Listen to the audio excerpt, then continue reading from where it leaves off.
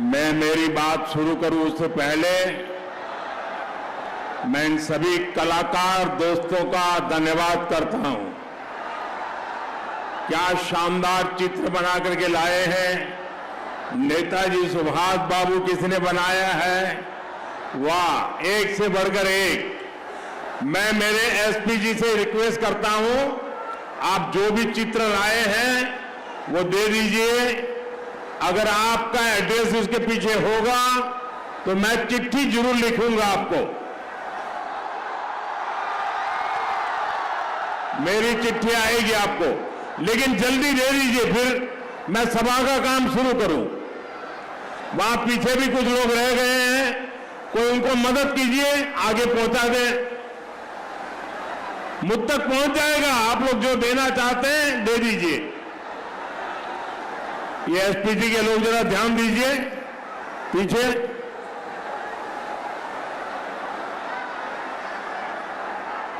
इधर भी बंगाल में तो कला ही कला है हर एक के पास।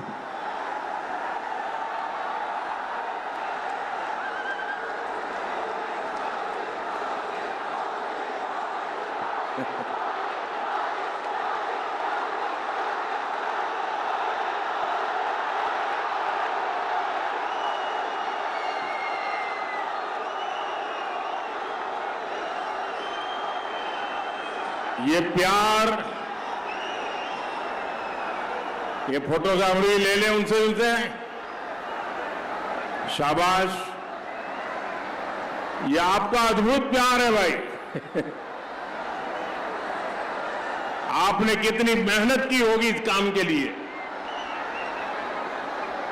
एक और काम करते हैं, इस चुनाव में यहां के जो उम्मीदवार हैं उन सबसे मेरा आग्रह है कि आगे आ जाए। जो भी उम्मीदवार है जरा आगे खड़े हो जाए। जो उम्मीदवार है खड़े हो जाए। मैं इन सभी उम्मीदवारों को मिलकर के आकर के फिर आपसे बात करता हूं।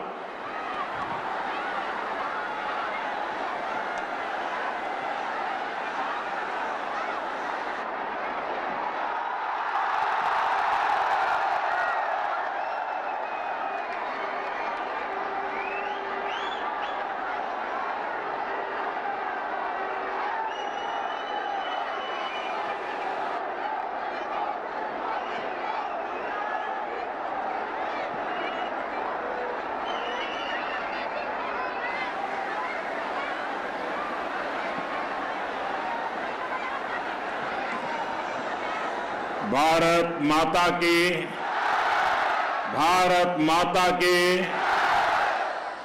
प्राचीन यही मुर्शिदाबादे इतिहास कथा बोले।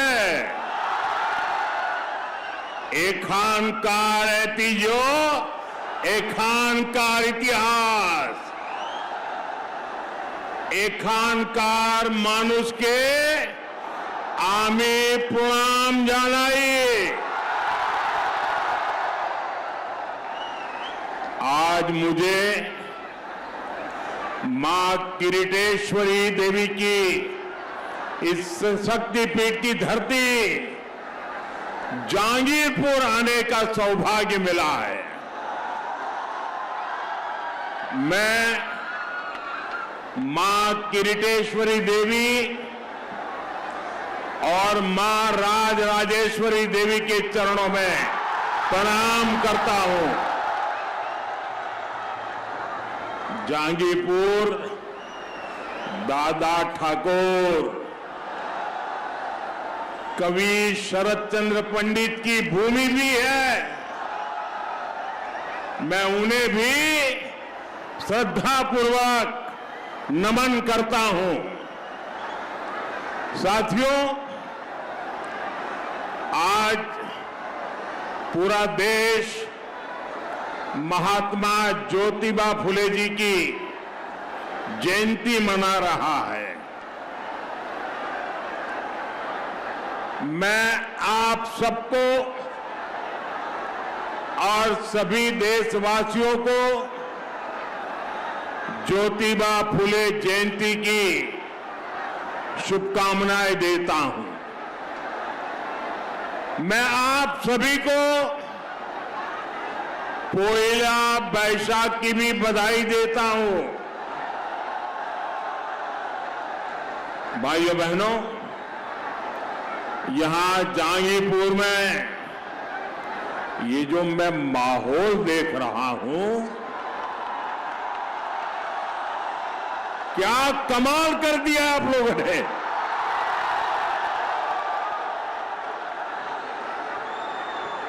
जिस कोने में मैं देखता हूं लोग ही लोग हैं। ये दृश्य देख करके आज टीएमसी वालों की नींद गई।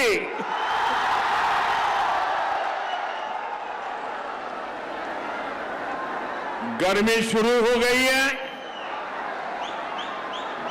इस गर्मी में भी आपका ये उत्साह,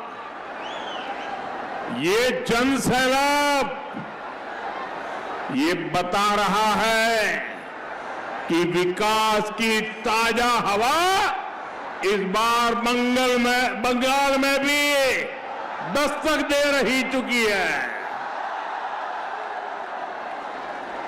बंगाल भी अब बीजेपी के साथ चलने का फैसला कर चुका है। जहांगीरपुर की तरह ही आज पूरे बंगाल से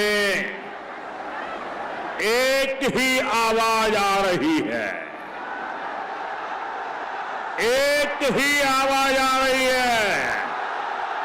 पाल्टानो दोरकार, पाल्टानो दोरकार, पाल्टानो दोरकार, पाल्टानो दोरकार। साथियों, 4 मई के बाद बीजेपी की नई सरकार में जो काम होंगे, मैंने उसके लिए 6 गारंटी दी है। अभी कल बीजेपी ने अपना घोषणा पत्र, भरोसा पत्र भी जारी किया है। इस भरोसा पत्र में, घोषणा पत्र में इन गारंटियों को पूरा करने का रोड मैप दिया गया है। मैं बंगाल बीजेपी को इस शानदार घोषणा पत्र के लिए बधाई देता हूं। साथियों, भारतीय जनता पार्टी ने जो संकल्प लिया है वो सिर्फ चुनावी वादा नहीं है, ये टीएमसी के महाजंगल राज और सिंडिकेट राज्य के अंत का शंखनाद है। अब बंगाल में डर का नहीं, भय का नहीं, अब बंगाल में अवसर का युग आएगा। साथियों, अब बंगाल में महिलाओं के खाते में 3,000 रुपये सीधे पहुंचेगा। कितना कितना कितना? इतना ही नहीं, नौकरियों में 33% आरक्षण मिलेगा। बंगाल की बेटी अब डरेगी नहीं। बंगाल की बेटी अब असुरक्षित नहीं रहेगी। बंगाल की बेटी अब सम्मान और स्वाभिमान के साथ आगे बढ़ेगी। बंगाल में एम्स, आईआईटी और आईआईएम जैसे संस्थान भी बनेंगे ताकि हमारे युवाओं को घर के पास ही अच्छी पढ़ाई मिल सके। साथियों, बंगाल में भ्रष्टाचारियों को बचाने वाले सावधान हो जाओ, बहुत खेला खेला तुमने।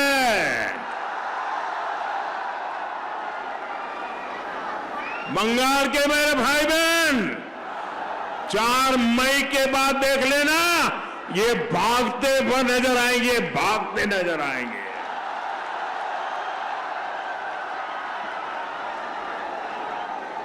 जो जनता का हक खाएगा उसके लिए रेड कारपेट नहीं बिछेगा, उसके लिए जेल के दरवाजे खोल दिए जाएंगे।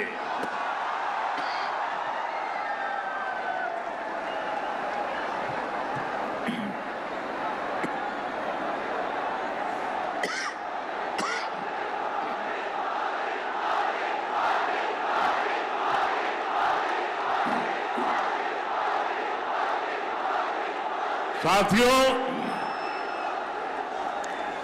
राष्ट्र की सुरक्षा हमारे लिए सर्वोपरि है। भाजपा का संकल्प है बंगाल में यूसीसी लागू कर तुष्टीकरण की राजनीति को हमेशा के लिए खत्म किया जाएगा।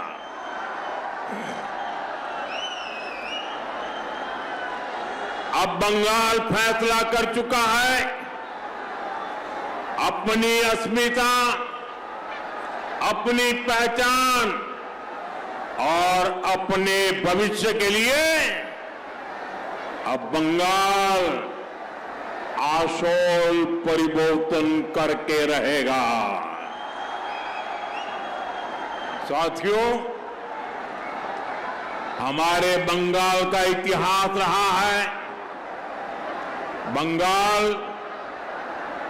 जब परिवर्तन की ठान लेता है तो उसे दुनिया की कोई ताकत रोक नहीं पाती है। आजादी की लड़ाई से लेकर आजादी के बाद तक जिसने बंगाल को चुनौती दी उसका अहंकार चूर चूर हो गया, टूट चुका। पहले अंग्रेज का अहंकार टूटा, फिर कांग्रेस का अहंकार टूटा, फिर लेफ्ट वालों का अहंकार टूटा। अब बंगाल की जनता टीएमसी के अहंकार को चूर चूर कर देगी। करेंगे कि नहीं करेंगे? चूर चूर करेंगे कि नहीं करेंगे? भाइयों बहनों, आप याद करिए, बंगाल में जब आतंक फैलाकर 3 दशक तक लेफ्ट सरकार चल रही थी, तब उन्हें भी लगता था कि बंगाल पर उनका हमेशा के लिए कब्जा हो जाएगा। लेकिन फिर बंगाल की जनता ने तय किया, बंगाल की जनता ने फैसला किया, आप लोगों ने फैसला किया, ये सब छोड़बे ना, ये सब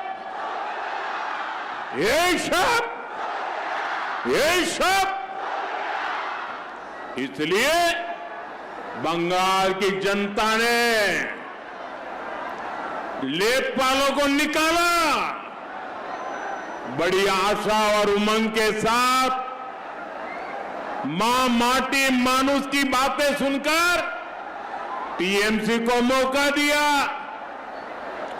लेकिन सत्ता में आते ही ये तृणमूल, ये टीएमसी लेप की कार्बन कॉपी बन गई। लेप के सारे गुंडे तृणमूल में आ गए, लेप का सिंडिकेट तृणमूल में आ गया।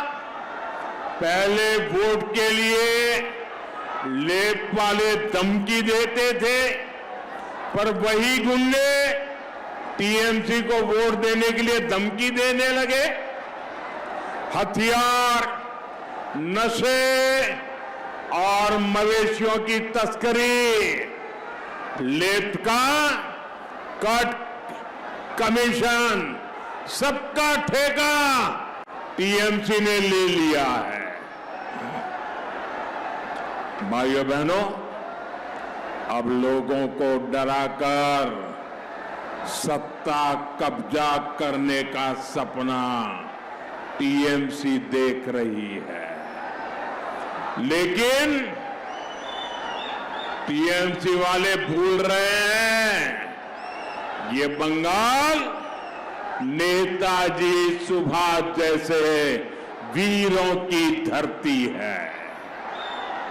बंगाल के लोग न लेप से डरे थे, न अब टीएमसी से डरेंगे। बंगाल को टीएमसी के भय के विरुद्ध बीजेपी का भरोसा मिल चुका है। इसलिए बंगाल इस बार टीएमसी को कह रहा है, बार बार कह रहा है, हर गली मोहल्ले से कह रहा है, गांव और शहर से कह रहा है, बंगाल कह रहा है, ये शब्द छोड़ देना। वोट के लिए हिंसा की धमकी, ये शब्द, वोट न देने पर सरकारी योजनाओं का लाभ बंद करो, ये शब्द, सिंडिकेट के कट कमीशन का सिस्टम, ये शब्द, टीएमसी के भय का राज, ये शब्द, बंगाल की बेटियों के साथ अत्याचार बलात्कार, ये शब्द। भाइयों बहनों, संदेश खाली हो या आरजी कर, निर्मम सरकार किस तरह बलात्कारियों को बचाने के लिए खड़ी थी, ये बंगाल भूला नहीं है। इसलिए बंगाल की जनता ने तय किया है, अब भय का अंत होगा, अब भय का अंत होगा, विश्वास का उदय होगा। अब तय है बंगाल की महाविजय, अब तय है बंगाल की महाविजय। भयर अंतो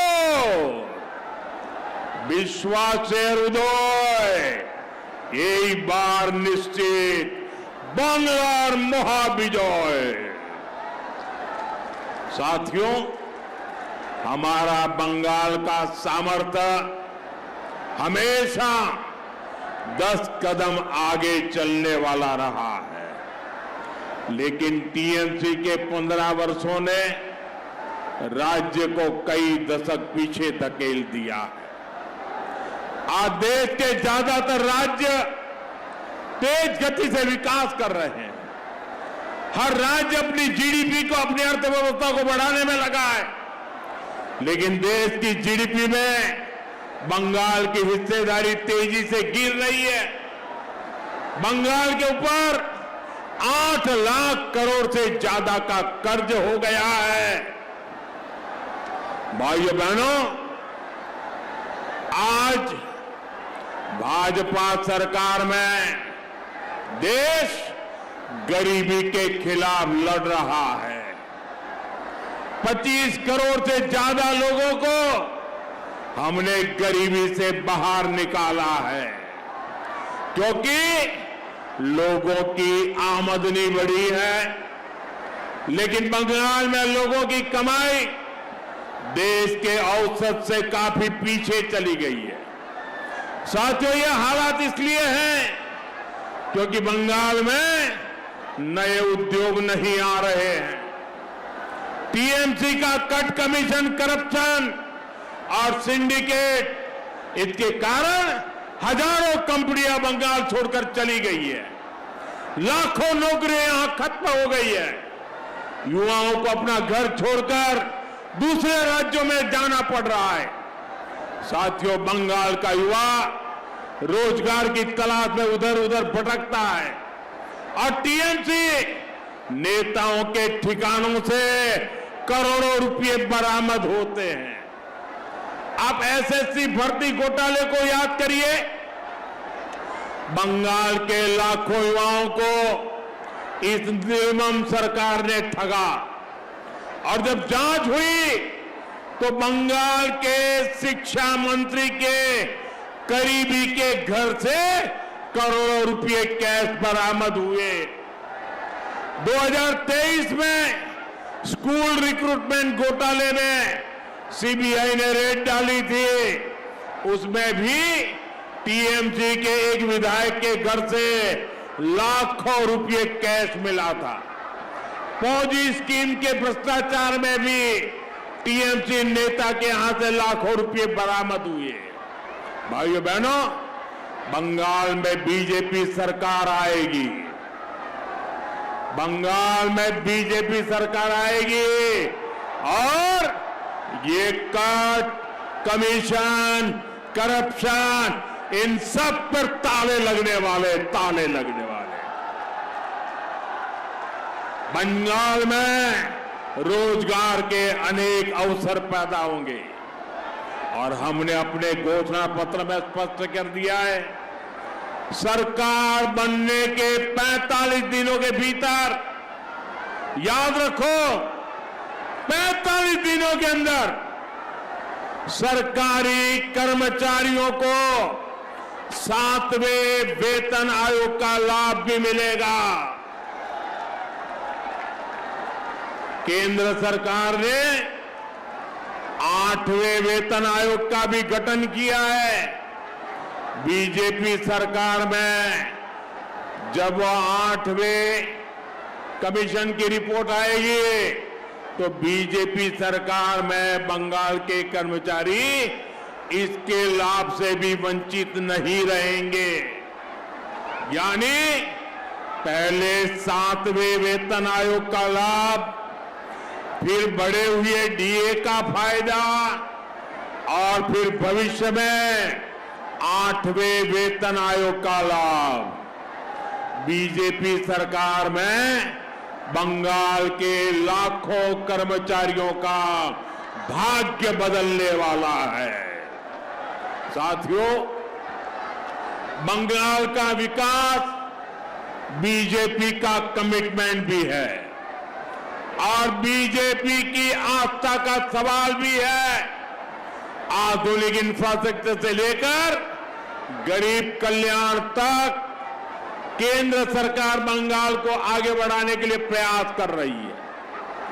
आप खड़गपुर मोरेग्राम एक्सप्रेसवे को देखिए, यह दक्षिण बंगाल को उत्तर बंगाल से जोड़ने वाला बड़ा इकोनॉमिक कॉरिडोर है। इससे यात्रा की दूरी कम होगी, साथ ही व्यापार को बढ़ावा मिलेगा। फरक्का से रायगंज तक जो 4 लेन का काम हुआ है वह भी इस इलाके के लिए बहुत बड़ा बदलाव है। रेलवे में भी यही तस्वीर दिख रही है। वंदे भारत और अमृत भारत ट्रेनें इस क्षेत्र को जोड़ रही है।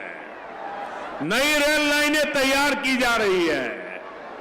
अमृत भारत स्टेशन योजना के तहत जहांगीरपुर रोड, कृष्णानगर, बैरकपुर, बनगांव समेत कई स्टेशनों को भी आधुनिक बनाया जा रहा है। इसी तरह कल्याणी एम्स ने इस पूरे क्षेत्र के हेल्थ इंफ्रास्ट्रक्चर को नई ताकत दी है। बारासत में एक नए मेडिकल कॉलेज को भी मंजूरी दी गई है। साथ ही इस क्षेत्र में नदी जल कटाव एक बहुत बड़ी समस्या है, लेकिन निर्मम सरकार में यहां का सिंचाई विभाग सिर्फ टीएमसी नेताओं की तिजोरी सींच रहा है। जो पैसा कटाव रोकने पर खर्च होना चाहिए था, उसकी लूट हो रही है। हर साल यहां कितने ही घर बाढ़ में बह जाते हैं। आप यहां बीजेपी सरकार बनाइए। इस क्षेत्र को ऐसी चुनौतियों से मुक्त करने के लिए हमारी सरकार दिन रात काम करेगी। साथियों, पहले जब पूरी दुनिया में भारत की अर्थव्यवस्था का दबदबा था, तब मुर्शिदाबाद का नाम भी छाया रहता था। मुर्शिदाबाद के सिल्क की दुनिया दीवानी रहती थी, लेकिन यहां की सरकारों की निरंतर उपेक्षा ने सिल्क इंडस्ट्री को तबाह कर दिया। बीजेपी सरकार बनेगी तो इस स्थिति में भी सुधार किया जाएगा। आज बीजेपी सरकार देश भर में टेक्सटाइल पार्क बनवा रही है। बंगाल में भी हम सिल्क किसानों के लिए विशेष नीतियां बनाएंगे, उनका जीवन सुधारेंगे। साथियों, बंगाल में टीएमसी मां माटी मानुष का नारा लगाकर सत्ता में आई थी, लेकिन टीएमसी अब बंगाल में घुसपैठियों द्वारा घुसपैठियों के वोट से घुसपैठियों की सरकार बनाना चाहती है। आप मुझे बताइए, क्या आप घुसपैठियों की सरकार बनने देंगे? घुसपैठियों की सरकार चलने देंगे? घुसपैठियों को सरकार में आने देंगे?